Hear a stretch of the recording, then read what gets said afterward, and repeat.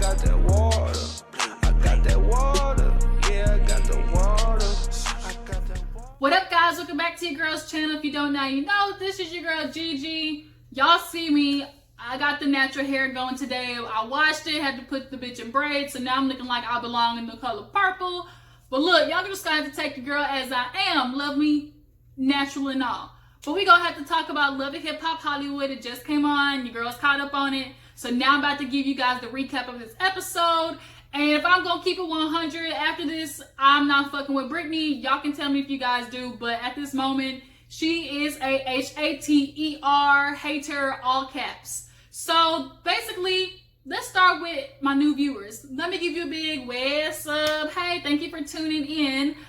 Please hit that subscribe button, join the girls fam, and then put a heart emoji down in the comments so I can get your name, shout you out in future videos, just to show you some appreciation back, okay? So Love and Hip Hop Hollywood opens up with damn Paris, Zell, and Brittney fighting at the damn industry event.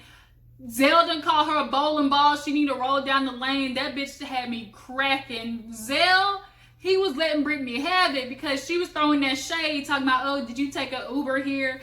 And you know, Zell and Paris at first weren't catching it, but after the shit clicked, they like, oh, okay, you that bitch. You want to be on K. Michelle's side. Brittney said that she got loyalty to K. Michelle, so now at this point, them hoes is fighting. So she goes to get security and kick him out. Paris had me laughing because she's like, like doing this, and Zell, he's trying to, they say, let's go, Paris, because he's not trying to get no damn crime record. And they let the ghetto out of them. Paris was in the confession talking about, yeah, you know, me and Zell been working on ourselves, but don't get it twisted, we'll turn this bitch out. And basically that's what they did. Brittney, that dress was not cute. You needed something to be, maybe you should have wore like some tights under it or something, because it just wasn't flattering, my opinion. And the highlighter yellow wasn't cute either. So moving on, Ray J and Princess, they done lost their dog, Bugatti. They got a whole shitload of dogs, but one of them is missing or got dog naps. They reviewing the video, and Princess is crying, talking about how this is your family's fault. I mean, you guys know that they have tension, so she's ready to blame them for something. And she's like, they left the door open, and how could you not care? She's talking about how Ray J's not putting in effort to find them. She's up all night calling shelters. So Ray J's like, babe, calm down. Like, I'm going to be on it now. Like, it's going to be time for Puppygate investigation. So now everybody's out in the damn dog park. They got the family, Lyrica, April, Paris, a whole shitload of people. And Paris is out there making me laugh. I tell you, that bitch is funny. She talking about, see, this is why niggas can't get money. Because she talking about, oh, we got a psychic. And Paris is like, a psychic for dogs too? She's like, yeah, everything.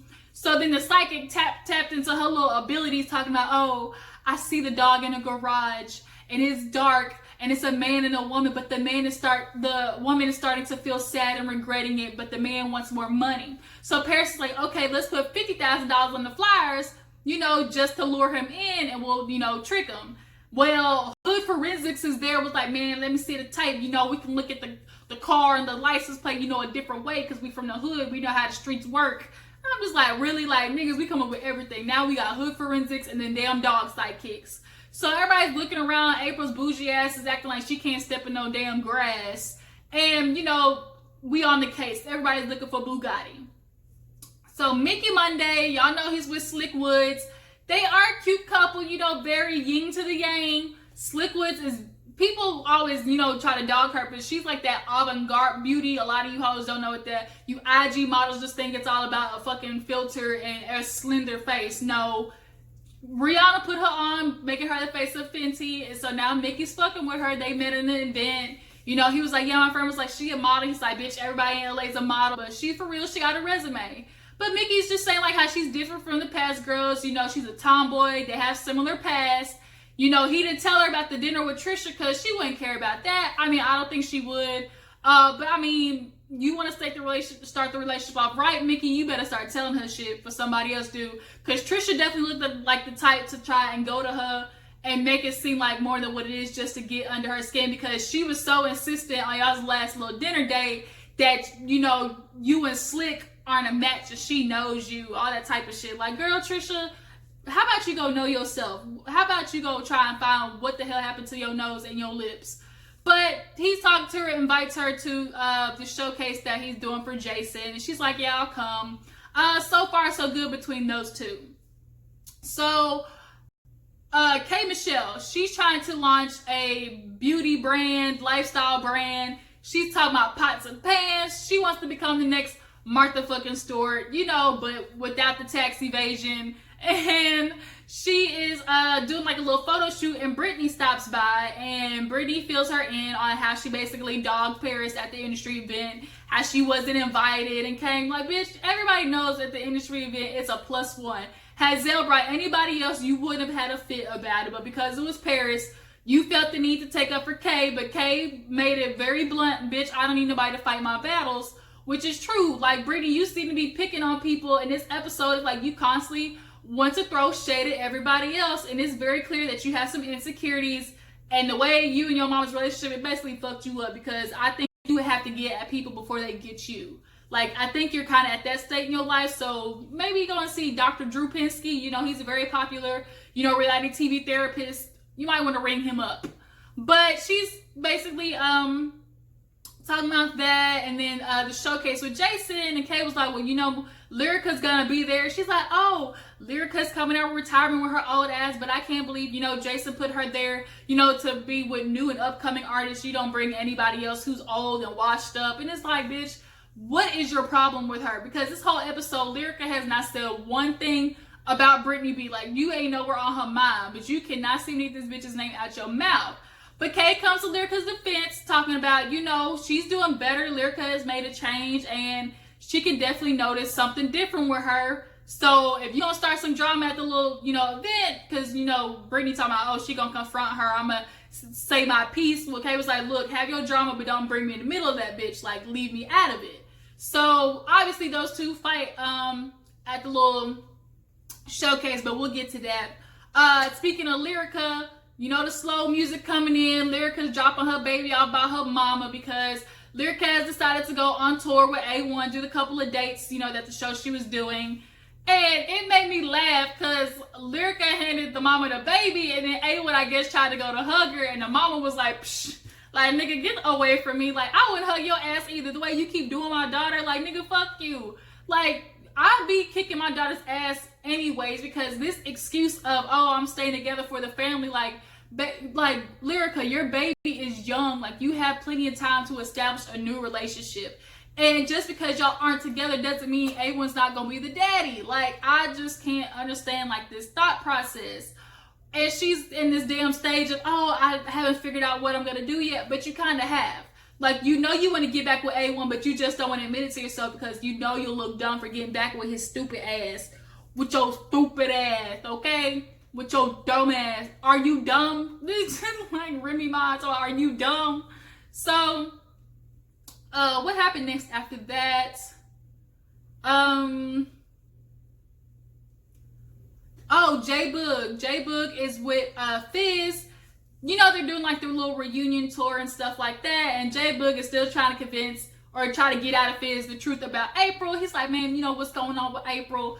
Fizz is still sticking to this little lie of, oh, we just best friends, you know, that's the homie. And literally, speaking of the devil, April calls, and he's like, yeah, let me take this call outside. Well, the fact that you had to even take the call out there means that you were obviously going to have a conversation with her that was a lot more intimate than, you know, best friends. And, you know, best friends, you know, April, she had, you know, Zell and Paris over, because, you know, they all kind of cool now. But hold on, let me rewind, because Marcus Houston made an appearance this episode. Him and Boog are cousins, and Boog is trying to convince him to, you know, to be added to the tour with the group Immature, because, you know, fans are asking for it. It's a big thing to do, you know, reunion tours right now. And basically, J-Boog is trying to get the bag. He's trying to put Fizz on ice with April, because he's like, look, it ain't none of my business, but it's my business, because shit, don't make this affect my coin, dude, because you trying to fuck homie girlfriend on the side and y'all can't figure it out. But he's like, okay, if that ain't gonna work, at least let me get something else on this side, because, you know, the B2K clash, he can, you know, go to Immature and get some money out of that. But Marcus, he's like, look, everybody's over 40, got their individual lives, like, I don't know how this is gonna go. But J-Boog is like, look, we'll talk to everybody and try to get, you know, something figured out. But from the preview next episode, Marcus Houston and everybody was at the little negotiation table, and Marcus Houston went to have his little Beyonce moment talking about, I think I deserve more. So this would be interesting to see if they actually become like more a part of Love and Hip Hop, like actual, you know, castmates. So moving on to April, what I was going to say, she invited Paris and Zell over, and Paris and Zell tell her about, you know, the Brittney bitch that I'm not messing with right now, how they got the energy that April was talking about, how she just give off bad vibes, how they all was getting into it. And, you know, she filled them in on the vocal lessons and how Brittney came in talking about the tour and how, is she going to really do it? And April at this moment honestly isn't fucking with the idea of having Brittney on the tour because, you know, those bitches ain't going to get along. She's too busy trying to make herself seem bigger and badder than everybody. Like she said, I can help careers. She's so busy telling K. Michelle, you know, if Lyrica wasn't fake, Lyrica, as she keep calling her, if she wasn't fake, then, you know, I could have helped her with her career. Like, bitch, really? Like, you ain't all that in a bag of chips. Like, I have to keep saying this. If you want to keep saying, oh, I'm 100, I'm real, I'm the shit, bitch, you ain't got to say it. Other people will say it for you. But you're too busy trying to convince yourself that you all this in a bag of chips. Well, you ain't even nothing but leftovers, honey. Like, stop it. You are so, like, full of yourself, and you ain't I can't. You got a couple of notches, but you're trying to make it seem like you more than what you are. You is not no Zaytoven. So, nonetheless, Zell and Paris are walking around, and Zell's like, hold up, bitch, whose shoes are these? And she's like, oh, those are Drew's. You know, I'm holding a couple of his things, you know, while he's on tour. And basically, I'm like, look, bitch, y'all fucking ain't y'all. And she's like, well, no, we just best friends. He ain't stuck his penis in me yet. And it's like, bitch, yet? What do you mean yet?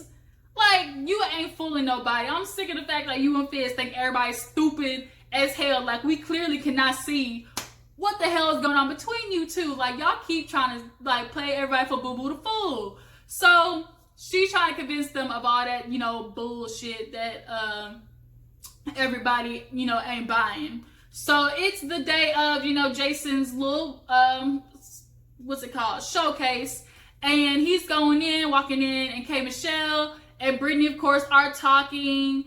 She's talking to K. Michelle about, oh, you know, I heard Lyricas here. I can't believe Jason put her on the roster. You know, she ain't even all that. And, you know, Jason walks up, was like, oh, I hear Lyrica's name. Like, I don't know how she's going to feel about me, obviously, after me leaking the Summer Bunny story. But, you know, and Brittney's like, well, I don't even know why you got her here. She ain't even that good. He's like, well, she's a good writer. She writes for a lot of people. And Brittney's like, well, who's a lot of people? Like, bitch, pump the brakes, skirt. Like, she really needs to get got. Like, somebody needs to karate chop her in the throat because all the shit that she's talking is too much. So she walks off or whatever, and Lyrica, here comes Lyrica and A1 walking in hand, and she talking about how she know people are gonna judge her, but they're gonna do them. And there was like a little cute picture of them matching on the tour and whatnot, but you look real dumb, sis. Because the fact that you want to say, oh, we working on it after he done made you look a fool multiple times, like, damn, Lyrica, like, sis, move on. But they walk in together. She said he's more there as her manager this time because at the end of the day, no matter how much they fight, he really support her career. But that's not what you were saying last season or kind of the beginning of this season. Like, when y'all get in arguments, he's steady talking about you and, like, how you're not really doing all that type of shit. Like, A1 really don't want you to succeed more than him. You can see it all over his attitude and his face. But the reason he gave you that fucking tour is because he fucked up. But he walks in and he's talking about how, you know, I'm glad, you know, Lyrica softened up, you know, after these tour dates so we can work on our relationship. Because he's like, you know, I mess up sometimes. And it's like, mess up sometimes. Like, that's because I forgot your birthday. That's like a mess up. Or I didn't, you know, pick up something for our anniversary. That's a mess up. Like, fucking with another bitch on multiple occasions is not a mess up, A1. That's why you are so entitled. Like, it's so obvious you feel like you can do this shit so you can play, you know, rapper, I'm a rap star when you ain't all that. Like, you are not cute with them damn burnt ass Cheeto dreads on top of your head. Like, I can't. So he see Jason when he walk in, Jason's like, hey, A1, and A1's like, bitch, and like looks the other way. And he's like, man, that's what we gonna do. He's like, you know, I ain't fucking with you. And Lyrica's like, well, why didn't you say nothing? And Jason was like, no, I told A1 I would give him some time. A1's like, well, what did you do? And the story leaked. But A1, the only person you should be mad at is yourself. There would be no story to leak if you wasn't out there and you could keep your dick in your pants. Like, I don't understand why it's so hard to be a faithful married man. But nonetheless, Jason apologizes, and to make up for it, you know, A1 asked him to put Lyrica as last, you know, on the showcase. So they do that. So Micky Monday performs. He does good. Brittney comes on after. Brittney, you talking all this shit, but that was the most plain performance that I've ever seen. Yeah, you kind of got a little song, a little something, but it wasn't just all that. But if you ask me, after Lyrica performed better because she came on with the outfit, she had a vibe. Lyrica was putting something down on the stage. Like, you know, when you go to live performances, like, you feel it. Like, some people just, like, they just give off that energy. Brittney, I'm sorry you didn't have that, boo-boo. And Apple is on the side talking about, go Lyrica, with her drunk ass, the Henny kicking in, and Brittney being a hater, like, And so after Lyrica gets off the stage, we see where Micky has, you know, Slick, and Trish is like, I'm gonna bless him with my, you know, with my attendance or whatever. So she goes up, says hey to Micky, the family, and then she sees Slick, and Slick's like, hey, you know, I think we, you know, she's like, I want to officially meet you. And she's like, oh, we've met before. She's like, no, we haven't, because I've never officially said hi. I'm Trisha with them blown up ass Kylie Jenner lips. And the sister was behind, was like, ooh, and like went around the corner, because you could tell she was like, oh shit. And it was like, bitch, really? Like, that's what you gonna do? But she did say in her confession that she don't really think Micky into Slick. He think that he using her for clout, basically, for his career. And it's like, bitch, why does that concern you? So what if he is? Why is that your problem? Like, she's those type of girls who, like, don't want the dude, but also don't want the dude to move on. Like, she wants to make sure that the attention's always on her. Like, you're just really that type of Barbie bitch, and I can't fuck with you. But I'm glad Slick kept her composure, because I think she was definitely looking for reaction with how she was talking to her like that. But it's after the performances. Lyrica's outside. Apple, drunk ass, comes with Brittney, and she's like, y'all need to talk. So here's where Brittney's like, you know me, right? And Lyrica's like, yeah. She's like, look, I've heard that you've been talking shit about me, saying that you don't know me, I'm fake. You know, the streets is talking. What's going on? And Lyrica's like, first of all, where did you hear this from? That's not true. And she's like, well, I'm just coming to you as a woman. I need to know. Real spicy. A lot of bass in her voice, and I'm gonna need you to bring it down. And Lyrica was like, look, I don't know whoever told you, like, I ain't never had no problem with you. But Lyrica in her confession was like, look, we ain't really friends. Like, we did one song together and worked out once. And I feel like maybe Brittney had some expectations just because they did hang out once and, like, made that a friendship. But that doesn't make y'all friends, honey. Like, y'all are acquaintances. So they hug it out, and I'm kind of pissed off at Brittney, low-key, because you had all that, like, that bass in you, like, all this type of issues for you to just hug it out and, like, back down. You really ain't about that life. But Lyrica pulled our friend Sia up and was like, why do you have a problem with her? And Sia blasted like, look, I connected you to, she came at me talking, you were talking shit, so she blocked me. And I'm not gonna lie, Sia's story made a lot of sense, because if you had noticed, I had to rewind, you know, I got the DVR. Brittney was trying to like be like, oh man, you know, that was 6 years ago. Who even remembers that? And it's like, bitch, clearly she does.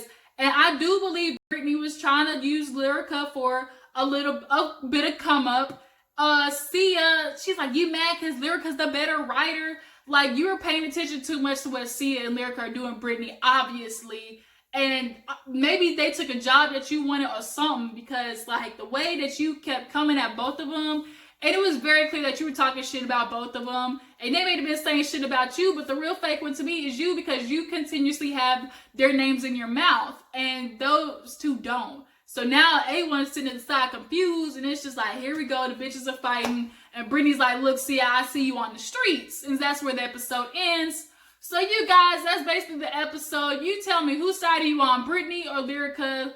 And are you fucking with Micky Monday and Slick Woods? I think they're a cute couple. So that's it. Please like this video, subscribe to your girl's channel, and I will catch you guys next time. Deuces.